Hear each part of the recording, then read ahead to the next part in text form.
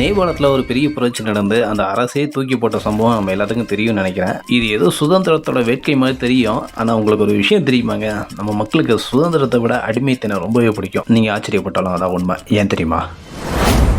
இதை ஒரு கதை வடிவில் எக்ஸ்பிளைன் பண்ண ட்ரை பண்ணுறேன், ஓகேவா? ஒரு கிராமம் இருக்குன்னு வச்சுக்கோங்க. அந்த கிராமத்தோட அரசன் ரொம்ப சுயநலமாக அதிக கட்டுப்பாட்டோட அந்த கிராமத்தை ஆண்டுகிட்டு இருக்கான்னு வச்சுக்கோங்க. இந்த மாதிரி இருந்தால் எப்படினாலும் ஒரு நாள் புரட்சி ஏற்படும். அதே மாதிரி ஒரு நாள் புரட்சி வந்தது. அந்த கிராம தலைவனை அடித்து ஓட விட்டாங்க. இப்போ தலைவனே இல்லை. இப்போ என்ன நடக்கும்னு நினைக்கிறீங்க?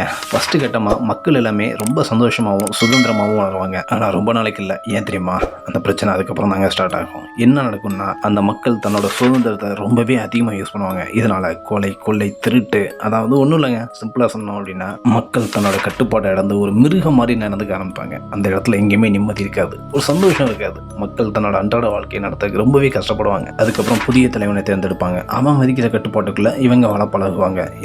இதே தான் ரிப்பீட்டடாக நடக்கும். அடிமைத்தனத்தை விரும்புறது ஆச்சரியமா இருக்குல்ல? ஆனால் அதான் உண்மை. இந்த டார்க்கான உளவியல் உண்மையை தான் நம்ம என்ன சொல்றோம் தெரியுமா?